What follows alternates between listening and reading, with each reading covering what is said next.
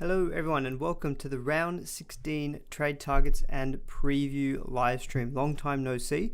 Saw a lot of you only just yesterday evening, but so much new information has come since then. We've got TLT, Greg Marzu can't make the team bus and has left a lot of us an extra player short. Eli Katoa out, Carnage. Who else is out? Stefano Tukamanu out, Carnage. Mitchell Moses now Origin, Carnage. Why do we play this game? I don't know why we sometimes play this game, but the carnage is what makes things interesting, and I'm glad that you all are joining me today, whoever's in the chat as well, to share in the pain, share in the carnage of TLT for round 16. Second biggest bye week of the season, obviously, and obviously lots of big inclusions, due to the New South Wales team news, and some exclusions as well that we just mentioned. So lots to get through tonight for sure. Firstly, we'll say hello to people in the chat. Jake Young, I love this chat. Not that I encourage you all to work very hard, but I do like this. Zoom meeting or a Marn stream? Sorry, boss, I'm not feeling well. Yeah, look, it's okay. Chuck a sickie for my stream. I'll give you a pass for that one, Jake. Peanut Gallery, thank you for joining as always. Tried some trade angles this week and just can't find any I'm 100% keen on. These buys are doing my head in. Yeah, the buys are definitely a big headache, and this next few weeks feels more difficult than the whole round 13 one. Round 17 is shaping up to be a very tough week to cover as well. Hello to Donge, I should say. Dane Gagai said at the start of the year, but did you buy him? If you bought him, Don, then congrats, well done. He scored 86 points last week. He's continuing to kill it. Happy days when Aman is streaming. Thank you very much. Davey K, Jason, Aman, my saviour. Oh, please don't look at me as a saviour. I'm ranked 7,500. Surely I can't be helping you guys out that much. Gregosaurus has stuffed me. Yep, he's stuffed me too. Did Aman get a haircut from Anthony? Oh, the haircut comments are out already. Blake Trevo, nice haircut. Yeah, you all love my hair. Great. You love my advice, hopefully, and you love my hair even more. Great to hear. I started the stream a little bit earlier, which is good, but we'll get straight into it. Obviously, lots to cover. And look, I've tried to pick out questions from Twitter. Unfortunately, I forgot to put the post out on my YouTube community tab. But obviously, if you're watching here on YouTube, you'll be able to post your comments and stuff. And we'll try to answer your questions at the end. Hopefully, we'll get you some 5-10 minutes just for strictly Q&A. But yeah, we'll try to get through everything for sure. Quickly, what I'll just do is show how I went last week. So I ended up on 1344. The updates were pretty minimal. In the end, it was a 600k rank rise, so it's pretty small, to be honest. I was hoping for a bit higher. 7,500. Look, we'll hopefully try to keep pressing on, but it does feel a little bit difficult to move up at this stage still. But yeah, let's see how we go. We'll keep pressing on. And shout out as well to James from Team Nosebeers, who's ranked 40th overall. He's topping our group league, and all of the top 10 sitting in top 134. And a shout out as well to Luke from McCloskey United. Assuming by that flag, he may be a pommy, so don't hold it against him if you're a cricket fan and the Ashes are coming up around the corner. But he scored 1631. So very impressive score last week, and there were some big scores last week. Like 1344 is a great score on any normal week, and that was a round rank of, what was it, 25,000. So it was like a top 16% score. So it didn't even feel that special. But anyway, round 15 done dusted. Let's talk about round 16. And I've got this Origin rest periods up, but I probably won't get into it too much. I've just had it put in there that we may be wanting to refer to later on. But again, quick look, I will give us another plug as well for my newsletter that I did last week. I'll do another one this week. Might not be out tomorrow, just given work commitments and stuff, but I'll try to get it out by Thursday. So if you are wanting to potentially have a read of that, or if you want to see how my one was from round 15, I'll put a link for the chat below. I'll post it on my socials as well. But have a read of the round 51. It's completely free. And look, I'll look to do another one this week. The way that I'm thinking about that newsletter is just starting it every week, just taking a look at the draw, just looking at difficulty, just so you kind of get a good idea of, say, over the next 4 to 6 weeks, who are potentially the teams that you might want to be targeting players. And I've started sorting it by difficulty in terms of SuperCoach points conceded, so it's a little bit more relevant for us than kind of, say, a strictly team-based rating. At the moment, the way that I've got it from round 16 to round 21, not too much of a change from last week. Obviously, it's only 1 week removed. Panthers, Parramatta, Sharks, and the Rabbitohs are in the top 4. So, people who are looking at Sharks players like Mulatalo, Nico Hines, obviously. Obviously, it's a great matchup this week. They probably have the singular best matchup this week on a on a matchup perspective. The bye in round 17 is a pain though, so definitely is something to be watchful of for next week, and that you're not hurting yourself too much for next week. But after that, they've got a dream run. I don't think after round 18 they have another bye, because they missed round 13 and they had a bye early in the season. So I think they've got a clear run home as well after the bye in round 17, and a pretty good draw after that as well. So I think they're definitely a team that you can look to invest in. Penrith, probably more if you're looking to hold players, like maybe a Hosking, for example, you hold for this week and maybe next week against the Knights. Parramatta, obviously myself included, went on Mitchell Moses because, there was obviously a possibility of him playing for New South Wales. It's happened. He's playing halfback for the Blues, so out for this week. But there was a good matchup last week, and I'll probably, just early thoughts as well with Moses. If you can, I would hold him if you have bought him, because that round 17 is a tough bye week, but he's got the Dolphins. That looks like a good matchup. They have moved to the bottom in terms of SuperCoach points conceded. Obviously, a little bit distorted by the fact that Garrick, Turbo, Cherry Evans all went 100 plus last week, but they have been a little bit leaky in the last few weeks as well. So definitely still looking at, Parramatta players like Gutherson, Hopgood, for example. Madison named at 5'8", as Blake says. Madison at 5'8" could be a solid, to be fair. Yeah, I think he used to play 5'8" for the Roosters when he was like a junior or something like that. So I think he's actually played that position in the past, and he's a pretty skillful player as well, so he could definitely do well there. But down the bottom, Dolphins I've got as ranked bottom because they've got 2 byes in the next 6 weeks, and those games are Parramatta, Broncos, Titans, and Penrith. Titans maybe is okay, but the other 3 don't look fantastic. Bulldogs down the bottom as well. So I know Matt Burton is available for this week, but given the tough matchup this week and the bye in round 17, fairly tough games coming up as well. He's not getting a lot of talk. He's not getting spoken about a lot. And if you're wondering why, that potentially could be a reason that the Bulldogs draw is not very good for the next few weeks. Cowboys is a similar thing. But yeah, I think you look at the teams towards the top, and I think this whole stream, I'll probably still focus more on the round 16 players. But, looking at the Titans, for example, they don't play this week, but they will be the first team that has no more buys left for the rest of the season. So if you're umming and ahhing about trade-ins this week and you're not sure, it is also just worth waiting and seeing that maybe you want like 5'8", for example. If you're unsure about Ponga, maybe you go like a Brimson instead next week, knowing that, look, he may be out round 19, but he is potentially an option that longer term you may want to hold. But anyway, I think I'll probably leave it at that in terms of the draw difficulty, but it's probably just good to have a bit of a rough idea in mind in terms of who are maybe the teams that you still want to be targeting over the next 6 weeks. But the first topic of the week that I thought we'd get onto is more of a general macro one. So a couple of questions that I got just about round 16 and kind of the numbers that you might want to have for this week. So this question, I think it was from NRL Merseyside Reds, something to that effect on Twitter. Apologies if I've got your name wrong. But he says, I have a decent 14, assuming one of Nico and Moses is out for Origin. Given his trade situation, he's considering saving trades. Am I crazy, or is there any must-have? So what I wanted to do, just to have a step back, just to have a look at kind of who are maybe the must-haves for this week. To be honest, in my opinion, the only must-have I think this week is Nico Hines, because, look, his confidence is maybe obviously a little bit down after a pretty poor performance and being axed from the Blues. But this is kind of one of those weeks where the matchup is really, really good, and he's going to be very heavily captained, and it feels very tough to not have him this week. So I think he's probably the only player that I think I would be considering a must-have this week. There's lots of really good options that I've got a big list here for.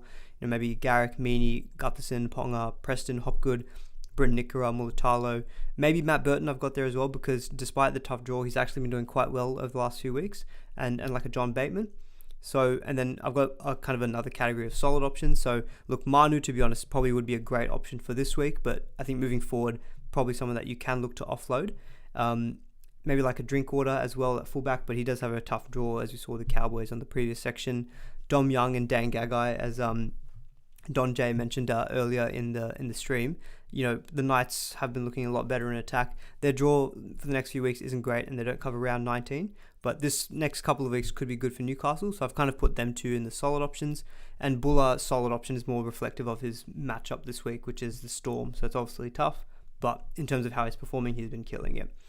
So I think this is just kind of my general thoughts on maybe who I think are generally the better targets. We'll get into some of these players obviously in a lot more detail.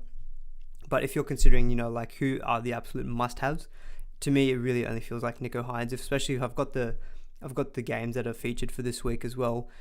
Sharks, Penrith, and Parramatta and the Roosters probably stand out in terms of the opposition. But, even with the Roosters, they're not... If we actually go back, just very quickly to that draw difficulty. So I've got the average SuperCoach points conceded, but also scored. The Roosters are the second worst in scoring SuperCoach points on average per game this season, which is astonishing when you think about it. But when you look at them in real life, it makes complete sense. Their attack has been pretty poor. Yes, the ninth matchup looks good from conceding points point of view, but are the Roosters actually going to score that much? Based on what we're seeing recently, probably not. And so I think this is something that, Penrith just stand out massively as well. They've got the most average SuperCoach points scored and the least conceded. Kind of matches up to the eye test. I think that Penrith are looking like, again, the team to beat this season. A few interesting things there as well. Like the Sharks, for example, in attack are very good. Defense-wise, they're doing okay. But, some of those teams like Parramatta as well, they're scoring quite well. Anyway, I think we'll kind of leave it at that in terms of the more broader the one other thing I will mention, this other question came in, is how many players is the minimum amount you would be acceptable having playing this week? Now, before this Teamless Tuesday, I probably would have said maybe like 15, but the way things have unfolded with Moses being out, Eli Katoa being out, Marzu being out, there's someone else I'm forgetting off the top of my head, Oichikamanu, I think people may have been looking at him as well. Now my thinking is, if you've got 13 and it includes Nico Hines, to be honest, I think you can probably just leave it at that. If you've got 14, great. And when I say 13, it probably means 13 semi-decent players, and you're not relying on I wouldn't include someone like Sonny Luke in that, for example. So for me, 13, I think if you've got this week, is fine. And I think you really just need to be careful of round 17, because Bulldogs, Tigers, and the Sharks being out. The Sharks especially a team that we want to invest this week, but you're going to potentially leave yourself short next week as well. So I think this particular buy as well, I kind of said it in round 13, but it feels even more so this time around. Look at this week and the next week as kind of a combined buy period. So yes, if you're a Marzu owner, you may want to sell for Mulatalo, but Mulatalo is going to be missing next week and Marzu could be back. So, effectively over the next 2 weeks, they're going to play the same amount of games. So I think just keep that in mind as well with your trades this week. Yes, you may gain in the short term, but for next week, you may still find yourself over the 2 weeks to be in the same position. And I think with trades, you want to maybe be just trying to conserve them if you can, possibly, in terms of, if you've max traded. So I think in terms of the amount of players this week, I think a good 13 is fine. You only need 13 to score this week. If you've got 14, 15, I think to be honest, I think if you've got 15 semi-decent players, I think you're well ahead of the pack. And in terms of trades left, I would say, we're in round 16. We've got this week plus another 11 rounds to go, 10, 11 rounds. I think if you have about 15, 16 trades, I think that's about okay. But you will definitely be in the back end hoping for not to have rests or to have injuries. So I think 16 seems okay. If you've got more than that, I think you're fine. Any less, I would be very much questioning, I guess, the amount of trades that you're using here and there. All right. That's kind of some of the macro stuff done. Hopefully you found that useful. I think we'll get into some of the more hot topics now. The first one is obviously the halfback in the 5'8" spot, because of the likes of, we spoke about a lot last week with Nathan Cleary, Dylan Brown, and Mitch Moses, for example. So I think Hines, I've already mentioned it. Look, he's got a very high break even of 126, but I would be getting Hines in this week if possible. There's one question I had pulled from Twitter, which was Moses to Hines. Like, if you honestly had no other way of going to Nico and you had to just sell Moses, look, you're actually making a gain on sale from doing that. Look, I would still probably do it, in my opinion, because I think Hines is someone that you want to have for the run home. Now, I want to see what you guys think in the chat. Let me know. Let's say New South Wales lose game 2. What do you think they'll do for game 3? Do you think that they'll keep Moses in game 3, or do you think if it's a dead rubber at home, Freddie puts in Nico Hines? I want to hear what you guys think, because I'm pretty torn, I guess, on what happens, because I like to go through the expected points, see how many games players are going to have over the next, say, 6 weeks. But it really, like you can see with Hines and Moses, I put 4 to 5 for Hines and I put 3 to 4 for Moses, and that's dependent on if Moses, for example, plays game 3, then he's only playing 3 games over the next 6. If Hines is playing game 3, then he only plays 4. So I'm kind of up in the air about what I think would happen. I think my first reaction was that I think that Moses would still play game 3, even if it was a dead rubber, just because, look, he's put him in, and I don't know if Hines will have a feeling will be able to feature in the squad altogether, similar to this week. And yeah, my feeling is that Moses would play game 3 as well, even if it was a dead rubber. But look, I tried to predict Freddie last time in my newsletter. I was trying to predict the halves for New South Wales and Burton. I got that all wrong because, look, I don't know everything. So I've given up trying to predict Freddie, if I'm being honest. But let's pull out some of what you guys are saying, because I am quite keen to see what you guys think. So Brayley saying Moses will play. Joshua Hughes is saying keep Moses. Hines, no chance. Aaron is saying should be a Nico. Peanut Gallery saying I could see both being an option, but I'd say they keep Moses. Jake, yeah, this is one thing that, Jake, what you're saying is that if New South Wales lose, surely he gives Nico a no pressure chance. Maybe, but look, I guess if New South Wales loses, is Freddie coaching them next year? I'd probably say the majority of people would say, look, he's probably with the squad that he's had over the last 5 years, probably not maybe won enough games or enough series, and he's made some random calls. So I think there's no interest for him to blood Nico Hines in game 3, I guess. So if I had to guess, I would say that Moses will play game 3, irrespective of result. But I can definitely see the argument for Hines to come into game 3. Yeah, so for me, I think based on that logic, let's say if we think Moses plays game 3, then he'll play round 17. I assume he backs up. It's a 2-day turnaround, but I think he would want to back up for the Eels. He would miss 18 and he would miss 19. Then he'd play 20 and 21. So he would be only playing 3 of the next 6, at which point, based on his season average, we're estimating about 215 points. And based on that logic, if Hines plays the 4 games, so that's say plays 16, 18, 19, I've got Hines for 4 games. That should actually be 5. My mistake. That should be 5 games for Hines. 5. Yeah, based on Hines' season average of 94, 5 games at 94 we're talking 470 points. I think that shows that, look, if you had no other way, if that's the way you think that the Blues will go, and your only option to get Hines is via Moses, it's probably a trade that I would do, if I'm being honest, because I think it may not pay off, obviously, the next 2 weeks, given that Moses has another game round 17. But I think based on the draw as well, I prefer Nico's draw. And yeah, look, I think based on those kind of expected points, I would say that's probably a reason why I would maybe do that switch. But ideally, I would try to hold Moses, I still think, because if you have the Hines-Moses combination, you're kind of hedging against whatever Freddie decides to do in game 3, because both of their teams play round 19. So you'll be able to still at least get one of the 2 in round 19. So my preferred approach is if you can afford to hold both of them, then do it. Because really the only other halfback I think you want long term is Cleary. Cleary won't be back until round 20, I think, round 20, round 21. So even if Moses misses round 18, you can cover for that. And look, at that point, you can maybe sell him to, say, another short-term punt, maybe like a Moses, maybe Moses to like a Munster via duels. That's an option in round 18. But at least, if you held him for round 20, 21, it's games against the Titans and Cowboys. They're not bad. And at that point, I think you can look to sell him to Cleary at that point. But I think Hines, for me, looks probably one of the best trade-ins this week.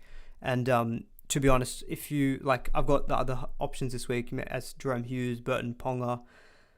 I mean, you're probably not going to be doing this, but I think if you're in the position where your halves is like Moses and Hughes, I would probably sell, Moses to Hines. Let's say you had Burton and Ponga. Oh, no, Ponga's in your 5-8, sorry. But let's say you have, I don't know, Burton and Hughes. Yeah, I'd probably sell I'd probably sell Burton, for example, to Hines. I just think Hines is that good this week. And it'll be very, very scary to see him not in your squad, I think, this week. And I've got those shades of that 180 on his return in round 5 in the back of my mind as well. Let's see what Oichakamana getting picked says it all from Hamish. Oichakamana I think is fine as a pick. I wouldn't have done it myself. I think I would have probably preferred to go with, I'm not a coach, but Kolomatangi can play in the middle. I would have liked Kolomatangi getting a chance because he can play edge and he can play middle. Campbell Gillard would have been the preferred option, but he's only back for 1 game, so it's been a little bit tough. So look, maybe you go Clemmer, but it seems like Clemmer's just completely out of favour for New South Wales. But yeah, I think based on what I'm seeing in the chat, I think more people are thinking that Moses would stay in game 3, and I'm kind of leaning that way too.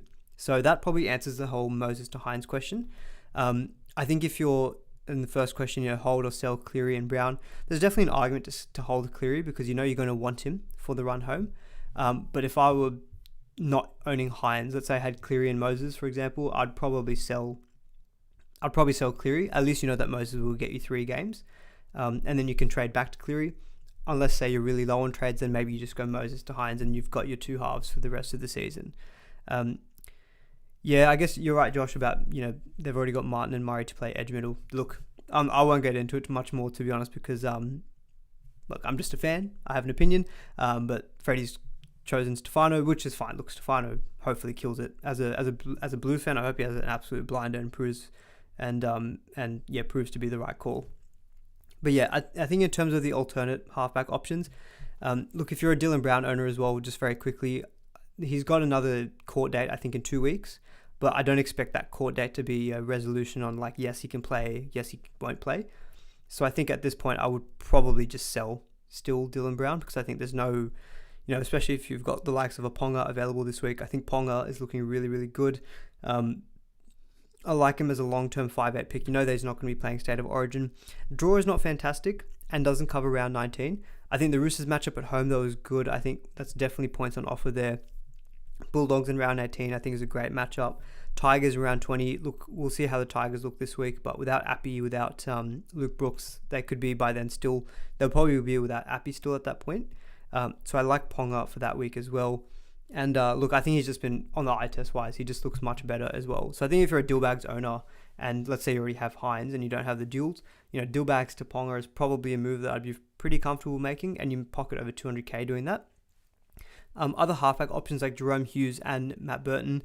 For what I mentioned earlier with the Bulldogs draw, I don't love it. Burton's been really good. He's got a 5-round average of 81, which is definitely not to be underestimated. So he still seems to score points even when the team is not doing very well. But I think the buy in round 17 also is not the best, and that draw doesn't look fantastic. So I probably wouldn't be going Burton. Jerome Hughes is probably the other halfback to consider. I know he had some interest last week, and he obviously killed it last week with 119. Good matchup this week with the Tigers, and you'd expect him to be running the show, I guess, this week as well with no Grant or Munster. He's had that one really good game. I'm still not, to be honest, completely sold. I mean, look, he looked really good, but he did get a late try in that game as well against the Sharks, and I think without that, he probably would have been sitting in probably the high 80s, which is fine. It just feels like he needs to do a lot to get those 100-plus scores, where Moses, look, he had a cracking 20 minutes, but to be honest, fairly quiet after that. Still ended up on like 89. I know Nico had a poor game last week, but the week before he scored 90 with 1 try assist, I think. Like, I just feel like he still doesn't have that ceiling that these other guys have. So Hughes, I think, is good for maybe a short-term player, given that he will cover round 17. But I think come round 19, round 20, you're definitely wanting to be trading him, I think, to back to Cleary. So yeah, for me, I think I would still be looking at just Hines, and any other option that you pick is probably just going to be an eventual bridge to Cleary. So I think just take the chance maybe with any short-term option, but I think ideally, if you're low on trades, maybe you're fine to hold Moses as well. Aaron is asking Schuster to Ponga. I mean, I haven't got Let me just quickly look at Manly's draw, just to jog my memory. So it's not the best. I mean, you've got Parramatta, Storm, Roosters, and then he also misses round 19. I can't remember Schuster's break-even, apologies. Let me just quickly bring it up. Yeah, look, he's got a break-even of 60. He has maybe close to peaking in price, 450k. Look, I think that's probably a move I'd be okay doing. I don't think those are bad. I don't think there's anything wrong with trading out active players this week, especially if they're like these guys who've maybe peaked in price. Like if you're upgrading Billy Smith to Mulatalo, I think Mulatalo has enough of a ceiling this week that he could cover Billy Smith's score over the next 2 weeks. I think Ponga plays next week anyway. So yeah, look, Schuster to Ponga I think is a good move as well if you can afford that. And look, yes, you're obviously meaning you're not gaining a player this week, but that's not always, I think, the thing. You're looking at the big picture there. I think that's a good move. I mentioned Brimson very briefly earlier as well. If you're not looking at Ponga, for example, he is maybe someone that you can consider. I got him down for 5 games there. I should correct that to 4 because I forgot that he is the 18th man for the Queensland team. So he would be 4, but his season average at the moment when he plays 80-minute games is about 68. So in those 4 games, he'd be scoring close to about 280 points, which is, I've got him slightly under Ponga. So I still think Ponga wins out in that respect over the next 6. And to be honest, I think I would probably prefer Ponga just for the rest of the season. Obviously, he still comes with a risk about HIAs and stuff, but the draw home for the Knights is pretty good. After the round 19 bye, we're looking at Tigers and Storm. After that Storm game, it's Raiders, Dolphins, Bulldogs, Rabbitohs, Sharks, and Dragons. It's not a bad run, to be honest. And they've got their last 4 games are all at home. So I think Ponga, to be honest, if you're looking for a longer term pick, I do like him as an option. I do think Brimson is definitely also equal consideration. He's a little bit cheaper as well than Ponga. So I think the Titans' run home isn't as good. They've got games against the Sharks and Penrith and Melbourne in the run home. But they do benefit from having no more buys after round 17. So I think if you're on the fence still with Ponga, you can maybe wait and go for Brimson. But I think that draw for the Knights on the run home looks pretty good. So I really like Ponga as a trade in this week. There was a question earlier as well that on my Twitter, someone said go Ponga or wait for Munster. Look, Munster I think is going to outscore on averages Ponga for the run home. And they've got some pretty good games as well to the end of the season. The Storm do. They've got like Knights, Raiders, Dragons, Titans. Some pretty decent games in there. We know that he is a gun. And he's only 60k more expensive than Ponga as well. So I think, again, if you can hold out, maybe you can bring in Munster next week. But if you need the trade in this week, then yeah, look, it's probably Ponga for me. All right, I think that's probably enough there. I won't go too much into someone like an SJ, for example, because he's not playing this week. But again, if you're not sold on the likes of Hughes or Burton or these other replacement halfbacks, you can just wait for SJ because the Warriors are killing it. He's killing it, and they've got a pretty good bye schedule as well. They only miss round 22, but that's a pretty easy week to cover. It's just a single week. And their last 5 games are Titans, Tigers, Manly, Dragons, Dolphins. Like that round 23 to round 27 is a great run of games. So SJ could be really nice. Short-term draw, not as good, but those last 5 weeks look really good as well. So again, another reason maybe you could just wait for an SJ, for example, in your halves. All right, I think that's probably all I have to say on the halfback and 5/8. We're going for half an hour. Jesus, it's a lot of time on that. I've got second and forward targets here. I probably won't spend as much time on this. I think I spoke about this probably in a bit more detail in the last week or two, especially last week as well. We had a lot of debate about Bateman and Nikora. I think if you don't own Bateman or Nikora, I think one of them is still a very good trading option this week. Bateman's been named at lock. You can see the last 3 games for his base power, 67, 75, 72. Like, he's got an insanely high work rate. Now, they probably will struggle in attack without Coruscant and Brooks, but as a middle forward, it doesn't really need to matter for him. He's going to get through his work. And after round 17, I don't think the Tigers have any more buys as well. So if you can cover him for this week, if you can cover him in round 17, I think for a run home, he would probably be in my top 5 2RF. So I think he's a good trade in. He's got a low break even of 54 as well, which you think you can cover. So I still like Bateman as a trade in. I haven't actually seen him, I think, in the top 10 most traded in players. So if he's not, look, he's probably going to be the solid option for you. If you're chasing the ceiling this week and higher upside, it probably would be Britain Nikora. He is cheaper as well. So I think if I was trading one of the two in this week, it would probably be Nikora, just given that he's cheaper and the matchup is so much better in my opinion. And the extra games after round 18 are a lot better as well, I think, for Nikora. So definitely would go Nikora this week of the two. You know, Nikora scored 55 last week, getting a sin bin against Melbourne's team who absolutely flogged them. So I think Nikora's looks solid for 55 points and could have been like 60, 65. But yeah, I think with the games coming up and if Hines is in form, we know that Nikora can benefit as well. So they're still probably my top 2 trade-ins at 2RF, but I'd probably switch the order now to be Nikora first and then Bateman. Third is, probably still Hopgood. I think Hopgood was, again, very solid last week. I've put in Madison here, but I probably wouldn't, to be honest, go him just because he's named at 5'8", so maybe the base might be down. And it's his first week as well back from I think it was a calf strain. So it's kind of those muscle injuries, which gives me always a little bit of doubt.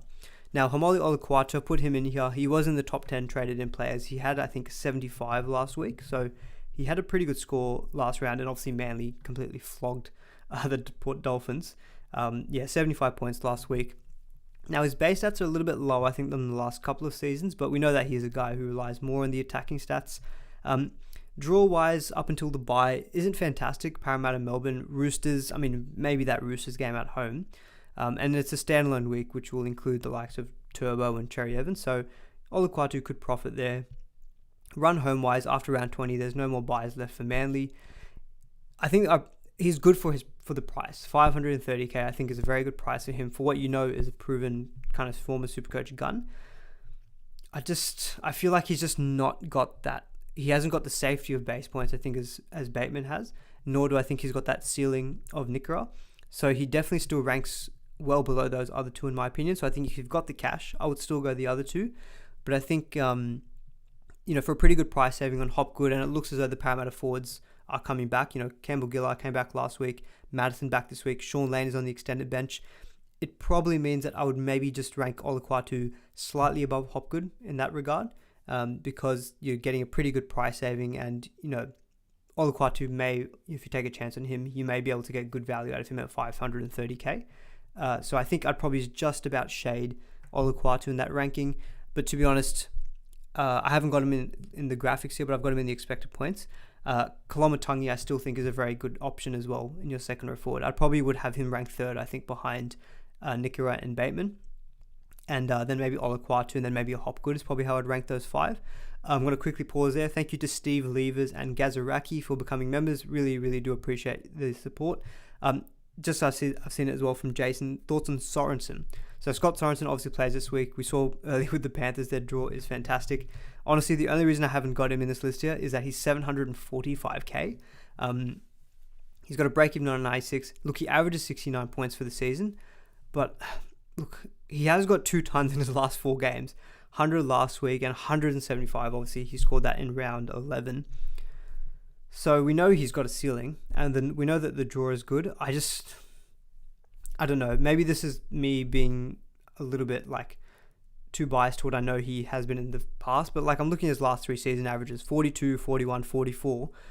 Now all of a sudden he's averaging 69. Look, he has looked a lot better this season.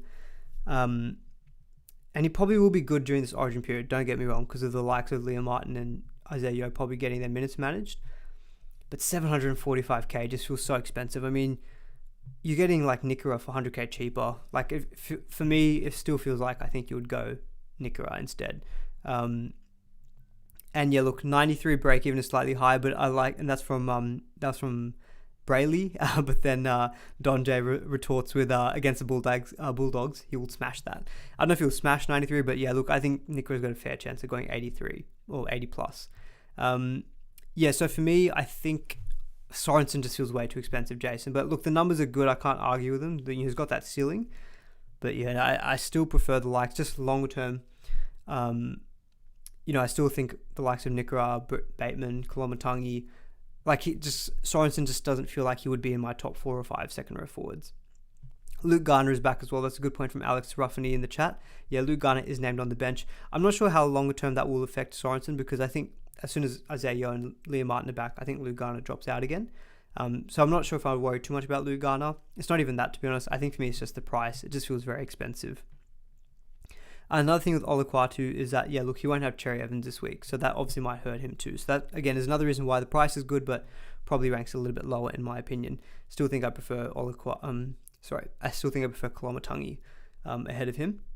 Just quickly on 2RFs, this question is coming in from Jaden. Wilton, hold or sell? Look, this week I think you hold him for sure. It's just the matchup is really good. He scored 58 last week. That it did include a try, so his base stats are a little bit down. But look, he's still averaging 62 for the season. His break-even is 69. It's not that high. For me, Wilton, I think I'd keep this week. And look, if you want to move off him, maybe you can do it in round 17. Maybe you can go Wilton to a round 17 back rower. Maybe you go to Olukwatu, for example. Maybe you go Kolomatangi. He'll be back. But one downside of Kolomatangi is that the Rabbitohs still have a bye in round 20, and they have a bye in round 26, and they have a bye this week as well. So they still have 2 more byes coming up. Whereas the likes of Nikora and Bateman have just got clean runs for the rest of the season, which is something that I do like about them. You just don't need to worry about them. And I don't see their roles changing. I mean, maybe the role will change for Bateman. I just see their minutes just being very safe for the rest of the year. IPAP an option from Blaze. I mean, IPAP, look, he's much cheaper now than Bateman, but I think that's for a reason. 522k. He did move to the edge for a lot of last week's game, which is encouraging, but even then the base is down 43 in base. Without Brooks, I mean, who knows how Stafford Toll at 5'8". I mean, he looked okay when he was there, but I feel like with IPAP, I need to see it first. And he's got a 62 break even. I still think Bateman for me is the go. Even with that price difference, I still think I'd prefer Bateman out of those two for sure. I think Bateman is just the way that he's going. I think he's safe for like 65 points in base power each week. So it's just, you don't have to worry about him. And if he jags if he jags a couple of attacking stats, he could get you an 80, 85, and then over the rest of the season, that's an average of maybe about 70. I just don't see IPAP at the moment kind of matching that, in my opinion. Jackson Ford, I've got in this list here. Look, Ford, for example, if you're looking to upgrade Ford to, say, a Bateman or Nickera, I think that's a pretty good trade, in my opinion. Ford has been pretty underwhelming, and I think he's probably not a season keeper, so I think he's someone that you can look to move off. Now, very quickly, I will touch on Fafita, because there's a question come in from Hamish Hunter. Is Fafita a must-sell if you're going to trade him back a few weeks later? This is exactly what I'm battling with myself this week with my trades, because I'll get to my team later and stuff, but I can in one move go Fafita to Hines. And that way I keep Moses, and and I can pocket like 180k or something going Fafita to Moses. To answer your question, Fafita is definitely not a must-sell. I've got him over the next 6, assuming he backs up in round 17 and round 20. I've got him playing 4 games, and just assuming a season average of 83, that's 332 points. That's still higher than Bateman playing 5 games. It's a little bit under Nickera, but it's higher than, say, like a Kolomatangi, just based on season averages. So I think Fafita for sure is not a must-sell, because I think even if let's say he even misses 1 game, and let's say he gets 3 games, if he goes 3 good games and averages like 75, 80 points, that's like 210, 220 points. Yes, which is under a few of these other options, but he's a guy that you're going to want to have for the run home. So look, last week I was pretty keen on him as a sell. I still think if he's your ticket to Hines, I would still probably do the trade. But I think with him, you just need to be conscious of your trades left. Like Hamish says, you've got 15 trades left. If I do, I'd go to Nickera. Yeah, look, I can see the benefit of Nickera this week. I think you just really need to weigh up as well. Have you got the plan or the trades to get back to Fafita? And also, you are missing Nickera next week. I mean, look, granted, it's a tough game for Fafita, and he is backing up. This is the reason why I had the origin slide up earlier with the rest periods. The Titans do have a 3-day turnaround.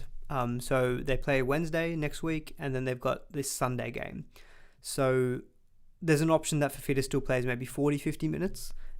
Look, the thing with Fafita is he probably will leak cash. So selling him, there's probably a good chance that you can get back to him. I think you just need to be conscious of you're burning 2 trades to go him out and then back in as again. So definitely not a must sell.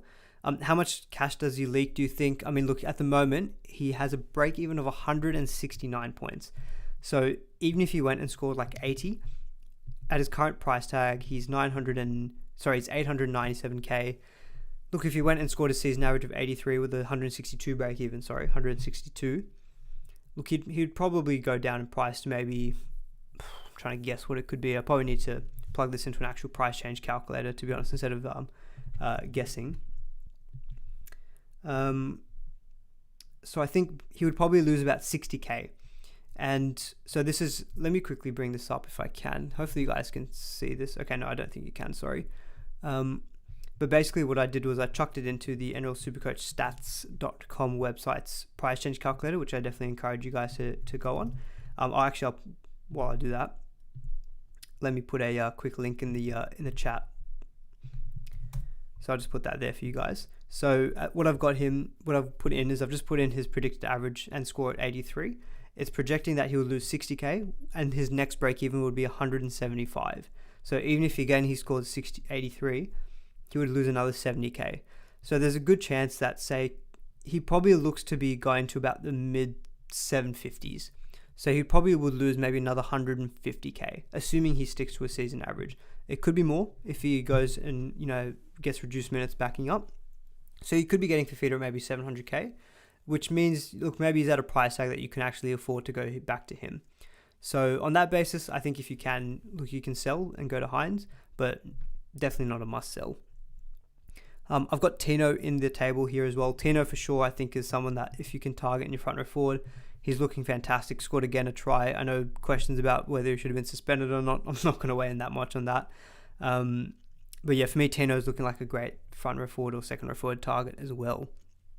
All right, I think we'll end it there on the second row forward chat. Seeing some questions about Marzu, so we'll get on to the centre wing. I will get on to hookers after, because I know there's some questions I've seen before about Jeremy Marshall-King, Jake Simpkin. Don't worry, we'll definitely get to that. I'll just quickly touch on the centre wings first. Thank you, Scott. Also, I love the new haircut. You guys are too much. But look, I'd rather you say that you like the haircut than you didn't. But yes, so I think on the centre wings, just very quickly on Marzu. So I'm seeing this from Simon Crockford. Marzu to Mulatalo. If you're short numbers this week and you want to chase and you're in a rank, maybe you would just need to try chase points. I think fine, go for it. But I'd say very rarely, like most of my responses, based on your team, would be just to hold him. I'll read the quote that came out.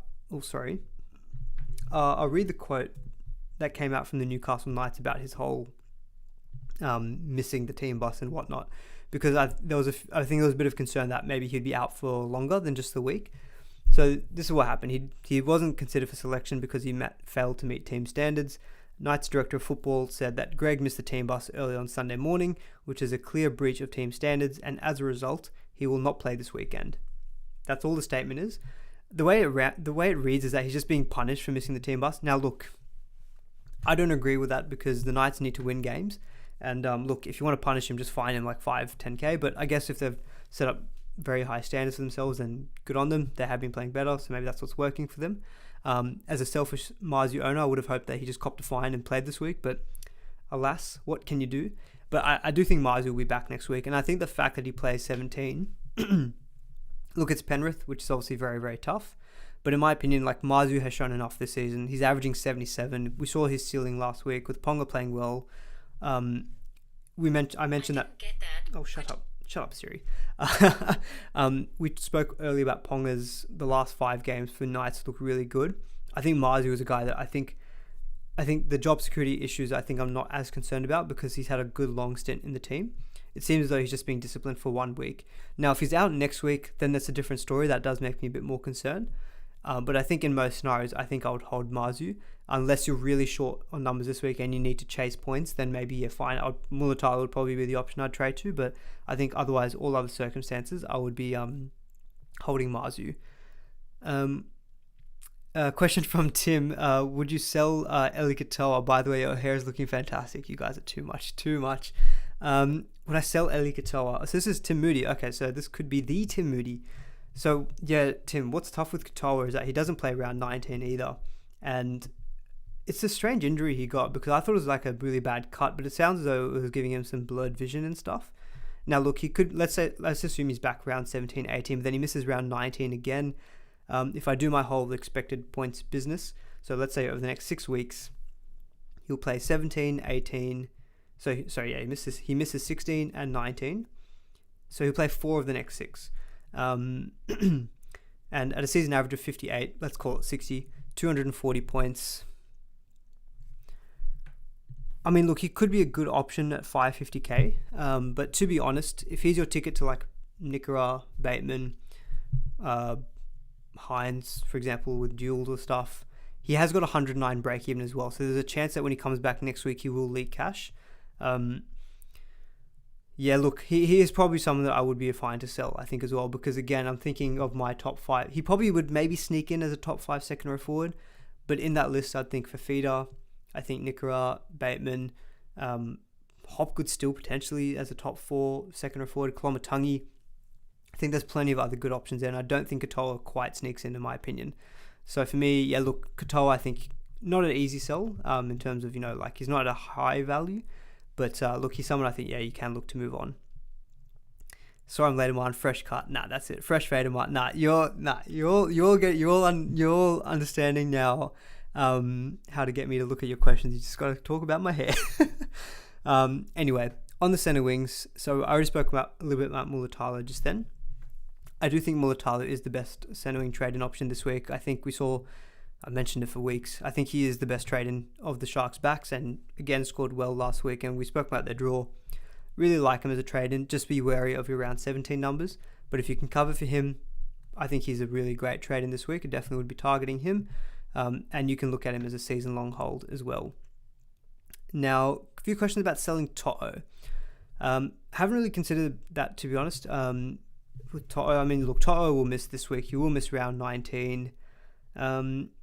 Newcastle, Melbourne, then the bye. Round 20 against the Dolphins. Now, that could be one of those games where Ivan Cleary just decides to rest all of his Origin players, because he may back them up again for round 17, but then he could have them all out in round 20. Like, Toto's been good. The last 3 weeks, he's got a 5-round and 3-round average of 70, so he's been really solid. So I don't think you have to rush to sell, but this is the problem again. Mulatalo is probably the guy you'd want to trade to, but Mulatalo misses next week as well. So I think if you're looking to go for chasing points this week, then yeah, fine. I think he's probably someone you can move on. But I think we are starting to see from Penrith. I think the run home, they're looking really good, and I think they'll all start to click again. I think for me, if you can afford to hold Toto, I think he's a good hold, because I think he's playing for a gun backline, and he's starting to look better as well. I think the start of the season maybe not quite as much, but well, not even that, to be honest. I'm looking at his scores from the beginning of the season; they're pretty solid as well. Yeah, for me, Toto, I think I would try to hold him if I could. How is Garrick's BE so high after scoring 169? Well, I think it was because of that really low score he had a few weeks ago. He had a 55 and 108. Look, probably once that 55 drops out, I think his BE will go really low after next week. Okay, let's see. Is Carlo Aluapu a shout for a cheapie from Fourth World? So I haven't got a section on downgrades this week, but in my opinion, no. I just think 5'8" is a spot that you want to be targeting. I think your gun plays, in my opinion. In terms of other guys, so Manu, look, I've seen a few questions coming about Manu to who. Please don't sell Joey Manu this week. You're fine to sell him next week if you can cover round 17. But please, he's playing at fullback. I didn't run the numbers, but basically when Manu plays at fullback, he's close to a SuperCoach weapon. If not, well, he is a SuperCoach weapon. He's a prime vice captain shout this week. He's got a relatively high break-even of 86, but I think he can clear that. If you want my two biggest pieces of advice this week, bring in Nico Hines, and please don't sell Joey Manu. That's all I'm going to say on that one. You can move him on next week if you want. Please do not sell Manu this week. Look, if he scores poorly this week, you can come after me. I'll cop it. But if he goes big this week, don't have me standing here saying, I told you so. I don't want to be saying, I told you so. Please hold Manu this week if you can. Despite how poor the Roosters are going, at fullback, Manu can just run, and he may set up one try and go 90 plus. Karaz, to be honest, isn't really firming. I think is a great trade-in this week. He was getting a bit popular the last couple of weeks. But I think with the Bulldogs just not looking as good as the beginning of the season, I think the draw is not fantastic. He's someone I think you can afford to avoid. For your higher upside goal kickers, I've got Nick Meaney and Garrick. I think Garrick's still a fair trade in this week. Obviously, probably don't expect 169 points again because there's no Turbo or Cherry Evans. But look, he's playing right centre where apparently he's an absolute god. So never doubting Garrick again playing at centre wing. Apparently he wanted to play there. He's apparently played all of his juniors there. Ruben, you can do whatever you want. Just keep goal kicking and keep giving us 169 points, and you can do whatever the hell you want. You can play lock forward if you want. I don't care. Just keep getting me 100 plus scores. Nick Meaney, a bit strange that he scored like 63 points last week when the Storm put up a lot of points, but I think he's still someone like, look, if you already own Mulatalo, for example, I think he's still a fair trade in because he covers this week. Doesn't cover round 19, and I don't think you need to worry about Ryan Pappenhausen, to be honest. I think that still seems to be a fair few weeks away. Now, if you want a couple of pods, Will Penasini is maybe an option. He scored 72 last week. Parramatta still have a pretty good run of games coming up. I've got him for playing 4 games over the next 6 for 305 points. If you want pods, I think the Knights are maybe an option. Dom Young, I've got here, -5 break even. He is a very hot and cold player though, so you just need to accept the fact that you are getting a very, low floor, high ceiling guy. He's got base stats of 21.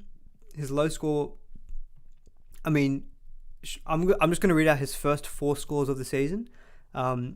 Actually, we'll do the first 5. We'll do this first 5 scores of the season. That probably gives you a good idea of the scores you may expect from Dom Young. 9 points, 89 points, 25 points, 148 points, and then 59 points. Like, we're talking 2 sub 25 scores. We're seeing an 89, almost 150, and like a 60 score. So like he gets all across the score band. So he has got that ceiling. He's got 111 last week. And look, when he gets in the clear, he's a great sight to watch.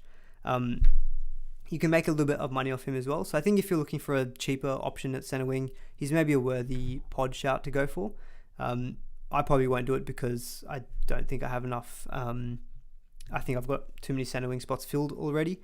In terms of the centre wing options who are a little bit cheaper, I can see this from Blake. Probably would have to be, I think, Junior Palga from the Roosters. He's been named again. He's 265k. Suli, he still has 2 more weeks of his suspension. And so I think if you're looking for a downgrade who might nuff out, it's probably going to be him. But aside from that, maybe Valence Tavare next week. But for this week, it's probably Junior Palga. I don't really think there's too many other options. A couple of super chats. Thank you so much for this, Gazaraki. $5. Drop the hair maintenance routine, Aman. Look, okay, if you guys, I can't believe I'm talking about this on an NRL SuperCoach stream. So if you want hair maintenance, it might sound gross. Do not wash your hair with shampoo conditioner that frequently because it kills your hair. Wash your hair with shampoo conditioner. This might sound gross, but honestly, I'll probably do it once a week. And that's because I go for a swim on Sunday mornings now, where it's full of chlorine. I feel like I need to wash it. But apart from that, I don't use shampoo conditioner, so it keeps the hair nice and healthy. And I also have, and instead what I have is I have a leave-in conditioner spray. Oh my God, I can't believe I'm going to do this. I'm going to find the it's a Schwarzkopf leave-in conditioner as recommended to me by my barber. It was fairly cheap. We're talking like 20 something bucks. Yeah, look, you can buy it at Coles. It's 250ml and it lasts ages. $6. And it lasts ages. You only need like 2 or 3 sprays. On the days that you're not washing your hair, just spray it in there. It keeps your hair looking healthy and it's good to go. So there's your hair maintenance routine, Gazaraki, for $5. There you go. Jake, $10. Thank you so much. A little token of appreciation for all the effort you put into these graphs and charts. Seriously, bro, you must spend so many hours a week doing this for us. What a man. Thank you so much. Really appreciate that. Look, it's all done for the fun of it, as I say. I commute to the city for work, so it's great on the morning, and on the way back, I can just work on SuperCoach Stats. It gives me something to do. So yeah, don't stress about it. Yes, it takes some time, but I'm all here for it. Are you willing to bring Manu in this week, trying to fish the VC score? Oh, would I trade him in this week? Again, if you've got the trades, at least he covers round 17. So if you had to hold him next week, you can. In the chance that Teddy doesn't back up, there's a good chance that Manu again plays at fullback. And he's at a cheap price, $540k. Look, you know what? If you've got the trades, I don't mind trading him in and maybe trading him out. Or you can even buy Jules, just put him in your 5-8 for a little bit as well. So I think for me, yeah, look, I think that's still a worthy shout if you want to try to get that VC loop. Aman speaking the truth on the hair routine. Aman talks hair maintenance. Aman talks hair conditioner. You guys are hilarious. Love it. There was a question on Gagai as well. So yeah, look, Gagai's been killing it. 86 points last week. It doesn't look like he's going to get back into the Queensland team at all this season. So based on him playing the next 5 games, season average of 70, 350 points. To be honest, I probably should have included Gagai in here. I think if you're looking for a pod, he's preferable to Dom Young in the sense that, look, he's more expensive, but he's super safe. Base at average of 40 this season. Lowest score is 37, highest score of 109, but he just consistently hits these 50s, a couple of attacking stats, and he's getting 67, 77s, high 80s as well. Yeah, look, Gagai I think he's a bit better in the sense that the Knights draw isn't great, but he's a bit more matchup proof. So yeah, look, I think Gagai, if you want to go for a pod as well, to be honest, yeah, I probably prefer him to Dom Young. I think really solid as well. All right. I think we'll quickly touch on the hooker position, and then I think we'll go into vice captaincy, and then we'll do probably a more strict Q&A section. Came for SuperCoach, stayed for hair tips. That's what we're talking about. Okay, quickly from Fourth World, trade Johnston or Marzu to Mulatalo. To be honest, if I was to trade one of the two, I think for the next 6 weeks, I'd rather have AJ. But for the rest of the season, I'd rather have Marzu. So I think it kind of depends, because the thing is with the Rabbitohs, they do miss this week. They miss round 20 and they do miss round 26. Whereas with the Knights, I'm pretty certain that after round 19, the rest of the season is buy free. So to be honest, I think you could maybe look to move off Johnston. It's a bit scary with Cowboys, Warriors, and Bulldogs, but Warriors are playing well, and I think that's an away game as well. Look, the next 3 weeks may hurt, but then the bye in round 20, you'll have Marzu, because the run home for the Rabbitohs isn't great. Broncos, Tigers, Sharks, Dragons, Newcastle, bye, Roosters. Okay, to be honest, it's not that bad. There's no real tough games in there. But if I had to sell one, it would probably be still Johnson. The fact that he just has more buys than Marzu, and I think Marzu's probably shown to be a bit more consistent this season. All right.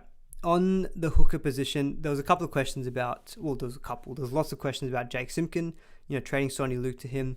To be honest, if you really want to get rid of Sonny Luke, I don't mind going to Simpkin, because Simpkin looks good for the next kind of 6 weeks with Coruscant out.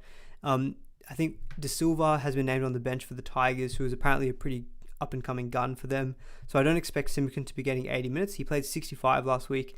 I expect Simpkin to be playing 55 to 60. And so I think, based on that, I probably think he's going to be averaging about 40.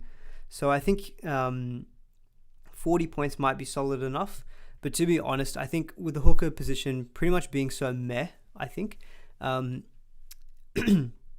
if I were a Sonny Luke owner, and I think, he is a number this week, and Sonny Luke, I think, is really cheap as well at the moment, isn't he? I think he's like 220k or something. Let's have a quick look here. He's 221k. So yeah, look, it's only a 10-15k jump to Simpkin. Again, I think it comes down to trades. Are you able to go Simpkin and then maybe upgrade him? The thing with Simpkin is, look, you might get to say 380, 400k, but you're probably going to have to trade him out again, I think, eventually. So I think, for me, it's a trade that you could do. It's definitely an upgrade in the sense that Luke's just been really poor, but it feels like a trade that, you are burning trades to get to another option, I think, down the line. And with hooker being so meh at the moment, like Cook and Robson out this week, Grant's out this week, Jeremy Marshall-King is out this week. The only notable hooker playing this week is Reid Marnie, and Reid Marnie's not been crash hot the last few weeks either. So for me, look, I still think it's a trade you could do, but I think if I was low on trades, I'd probably just hold off, if I'm being honest, just because of the trades you need to burn. And you can maybe look to upgrade to someone else next week. You can maybe go to a Wade Egan, for example. He's got a season average of 61. I'll quickly tackle Jeremy Marshall-King. So for me, there was a question that came in from YouTube was, is Jeremy Marshall-King a sell now with this AC joint issue? Galway saying Jeremy Marshall-King to Simpkin given his shoulder. So I listened to the NRL Physio's Magic Sponge podcast yesterday, and he did mention that AC joint issues are an issue for middle forwards. So like say your props, your locks, and your dummy halves. But I think the fact that the Dolphins have a bye this week does help. And the way that hooker is as a position at the moment, he has been probably the second best hooker all season. I think I would probably lean towards holding Jeremy Marshall-King. And because the thing is, he only has another bye in round 21. The draw is tough, but look, he's a middle forward. I just think the way the position is, I don't think you need to be burning trades at the moment to be going down to Simpkin. Because I think, to me, if I had Marshall-King, I'd probably just hold him at this point. Like if you're a Grant Jeremy Marshall-King owner and you have no hooker this week, I'd probably just keep it, if I'm being honest. So yeah, for me, if hooker doesn't feel like a position I think I'd be making a lot of trades at. I think Grant showed last week why he's the option to want to go back to. And I think you can pair him up with whoever. Like for me, I've got Marnie and Cook. I'll play Marnie this week. Even Damien Cook, I've only got him playing 3 games, given that he has bye in round 20 and misses round 19. Maybe in round 19, I might move him on for Marshall-King if Marshall-King is looking better. And then I can run home with Marshall-King for the rest of the season. But the way I'm looking at it is, I think I'm just trying to minimize, trades at the hooker spot. It just doesn't seem to be a great position to target this season so far. KO Week's an option, not for me personally, because look, as soon as the Origin players are back, Turbo's back, Cherry Evans is back, I don't think Weeks is getting considerable minutes. He's probably going to be like a bench player or maybe out of the squad altogether. Like he didn't play last week against the Dolphins. So yeah, no, KO Week's not an option for me. I think job security is just very poor. And other cheaper options, maybe a Jake Turpin. The issue with Jake Turpin now is that his stats are good, 49 and 56 in base power over the last 2 weeks. But you've got Brandon Smith, I think, firming for a return in round 19. So it feels a bit short-term still. I do prefer Turpin probably to Simpkin for points potential in that period. But I think the job security of the issue with Brandon Smith is there with Turpin, I think. So, look, Turpin will be solid for like 50. So I think points are better than Simpkin. But again, feels like another trade out there you'll have to do. So I think for me, I think just don't worry about your hooker spot too much. Unless you desperately want to get rid of Sonny Luke, I don't mind the Simpkin move. But to be honest, I don't think it's one that you need to force just with the way that position is at the moment. All right, we're coming up to we've gone just over an hour in the stream. I did have a section on fullbacks. Very quickly, I'll mention, Kennedy maybe is an option as a trade in this week with the Sharks draw, but it misses round 17, so don't love that. I really like Penrith's draw, so I think if you're still looking for a fullback, maybe Dylan Edwards is the way to go, but I still think Gutherson, look, he's not 67k, sorry, I think he's 670k from memory. But Gutherson showed last week that he does have a ceiling on him. It did require 3 tries. Sorry, he's 677, not 670. And he will be goal kicking this week as well, which I do like about Gutherson. But without Brown, without Moses, forwards are back, so he just might... Manly is not a super easy game as well. But I really like Gutherson for... the games outside of that bye in round 18 are quite good. And the fact that he covers 19... probably means I'd still prefer him to I think I still just about prefer Gutherson as a trade-in over Edwards. So if you're looking for a fullback, I don't mind going Gutherson this week. In terms of who you sell, it's hard because I think if you're owning the likes of Reece Walsh and Turbo and stuff, they're probably options I'd still try to hold on to. But I think if you're able to move to a Gutherson, I like him a lot as a trade-in this week. Buller will probably... Look, no one's selling Buller this week with a break-even of 20. And at 692k, I think we'll just have to wait and see what happens with Buller. If you want to move off him next week potentially because of you're short on numbers, he probably will be almost peaked in price next week. But he plays round 19 as well, so there's another reason to hold on to Buller. But yeah, fullback feels like a very difficult spot at the moment to be trading at the moment. I think the best two, you're probably Gutherson, probably Buller, purely for this week, I think, or maybe a Dylan Edwards. Look, Gutherson's not 67k, apologies, that was a typo. Okay, very quickly on the round 16, captaincy and vice captaincy. For me, I think there's really 3 standouts. It's Gutherson, it's Manu, and it's Nicho Hynes. Probably add Ponga there as a 4th option if you think that the Knights are going to do well against the Roosters. At the moment, for me, it's either going to be VC Gutherson, given that he's goal kicking, or VC Manu. I think I'll lean towards VC Manu just because we know of what he can do at the fullback spot. He's shown it before in SuperCoach last season against the Dragons, scored 191 at fullback. The man is sometimes just an absolute animal. Last week he scored 51 against the Penrith Panthers he had 1 line break assist, but that was it. So 51, look, he's not working for the Roosters in the halves, but look, for SuperCoach point of view, we like it. And playing a fullback, I think he'll be amazing this week. So Newcastle have been okay at defending fullbacks, ninth best. So they're not generally conceding a lot of points at fullback. But I think Manu is a bit of potentially an exception. So Cameron's asking, should I VC Manu or Garrick?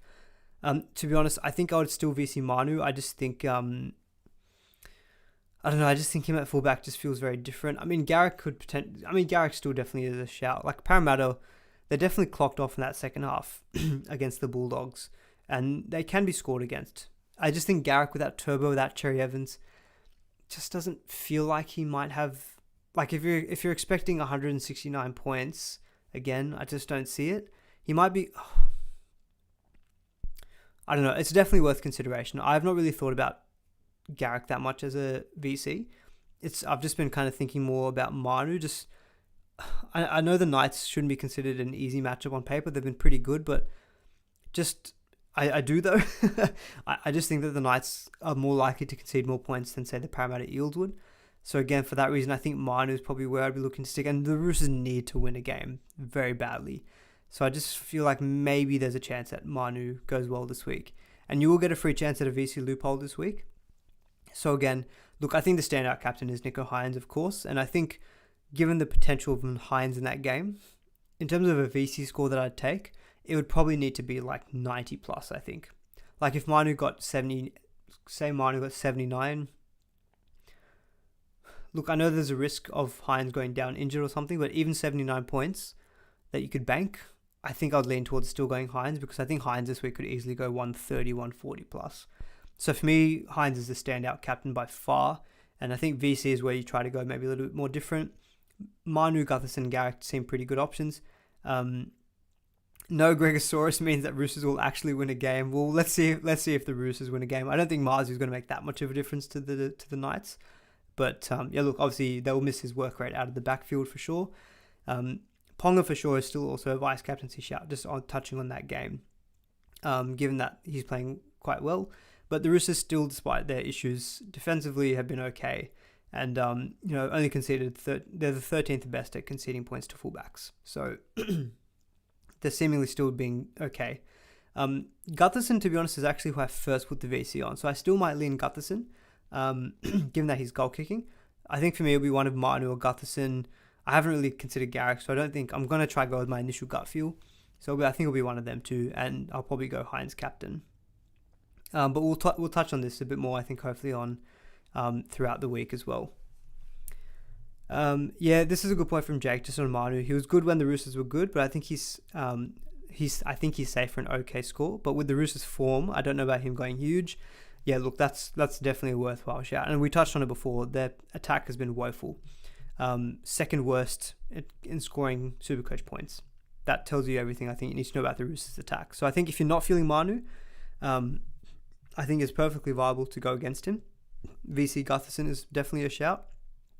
And the thing with Gutherson is that he's super, I've heard this as well from interviews with Parramatta Eels. Apparently he always just is daylight ahead of every other player in that team from a fitness point of view, similar with, say, like a Dylan Edwards. So I feel like Gutherson taking more of a responsibility is fine. I think he has that ability to he's always across the park. So I think no Moses or Brown. He could just pop up everywhere, could get try assists, goal kicking. I like Gutherson as a potential pod VC shout as well this week. All right, that's everything in terms of the hot topics. Very quickly, I'll just talk about my team. So let me just check in my settings that you guys can actually see this, because sometimes it doesn't show up.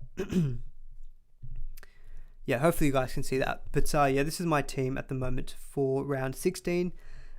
Guys, apologies, my voice is killing me again a little bit, sorry. So I have hopefully tried to answer your questions, but I don't know if I'll be able to stick around to do the Q&A section. But in terms of how I'm looking for round 16, at the moment, I have got, let me see, Christian Welch is out, which is fantastic, suspended. So I've got Marnie, Edwards, Bateman, Nikora, Preston, Dury on the bench. So I'm not really going to count him. So let's say I've got 5.5 Dury, 6 Schuster, 7 Garrick, 8 Taruva, 9 Manu, 10 Billy Smith, 11 Gutherson, and 12 Buller. So 12 players, 13 if you count Matt Dury. So I'm on 13, which is annoying because I was expecting to have more with Marzu being available, but he's not, so that's that. So I'm currently on 12 good players, I guess you can call it. So for me, I think for me, the first trade that came to mind was getting in Hines, of course, and I could easily go Moses out, but I think I'll want Moses next week. So for me, it's probably going to be Dave Fafita out, I think, for Nico Hines. And I can do that via duels. So I can swap Schuster up to my second row forward, swap Isaac Toa to my 5'8", and then I can bring in Hines that way, and I've got like 200k in the bank. I think for me, that's probably a dead set, it's pretty much a locked-in trade that I will do. And that gives me 13, and I might not need to do any more trades then this week. Now, unfortunately, I would like to also get rid of Isaac Toa, but with 200k in the bank, I don't have a great number of options to trade him to at 5'8", like I'm 100k short on Ponga. And even via duels, like let's say if I put Manu to 5'8", even the center wing options for the price at about 500k, Karaz is probably the only one that stands out at that price, and he's out next week, whereas Katoa actually plays next week.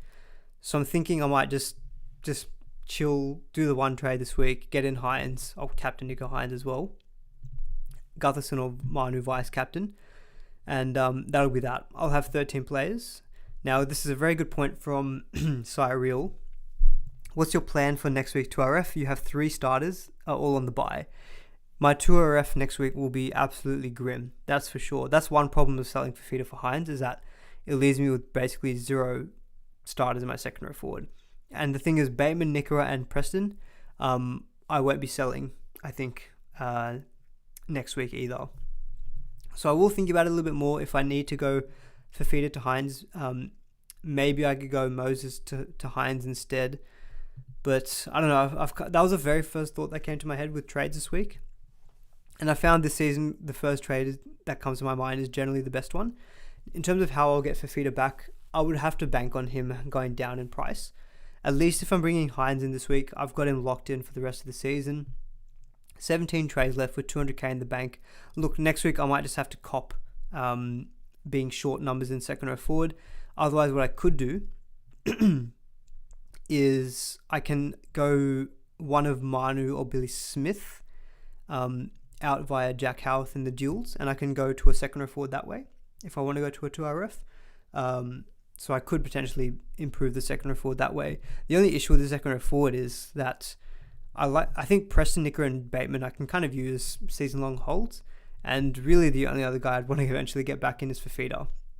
So I might just have to cop having a poor second row forward next week, but I can maybe go there via duels, or maybe I do something with, if I go Isaiah Katoa out, maybe I go Schuster back to second row forward. Maybe there's a cheap second row forward that comes out somewhere. So yeah, I haven't really thought through in too much detail about my second row forward next week. Next week will be a problem for me, that is for sure, because with the Tigers, Bulldogs, and Sharks on the bye next week, I'm automatically already next week losing Buller, Hines, Nickera, Preston, Reed Marnie, and Harrison Edwards, and Bateman. That's a lot of people. We're talking like 7 people there, I think. Plus, I've got Jack Howarth and Matt Drury. Kind of bums. And Matt Drury could be out this week because Sean Lane's on the extended bench. So for me, like, I could be really short next week. So that's kind of another reason why I'm thinking maybe next week, maybe I just do the one trade this week, 200k in the bank, and leave myself flexible for next week to be to be able to manage next week and what happens. Like in that next week, I could sell Harrison Edwards, for example, 200k in the bank. You know, maybe I do like a double.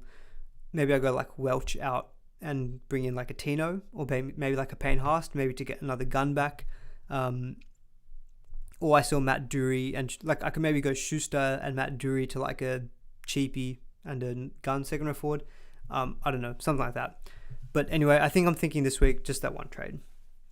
Because I think it's a week that, look, you don't have to go crazy on trades. I think you can just, the way that players have dropped out, I think it makes it a little bit easier just to stick solid with maybe what you've got. Do I have enough trades to bring Fifita back? 17 trades feels like enough. So fingers crossed. Sorry, I missed the majority of the stream. Are we considering Jeremy Marshall-King a sell? No, I'm not considering him a sell. Alright guys, sorry, my voice is starting to fail on me. We've gone for an hour, 14 minutes. Apologies if I wasn't able to get to everyone's specific questions, but hopefully if you've joined the stream late, please do go back and watch the rest of it. I will put timestamps as well, hopefully afterwards as well. What's my team value? I think it's like 14.6 million.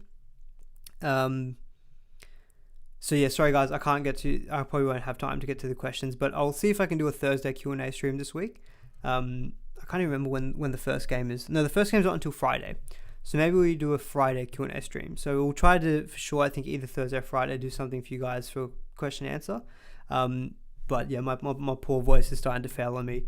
So I think we'll wrap it up there. Guys, if you really did enjoy the stream, do appreciate a thumbs up.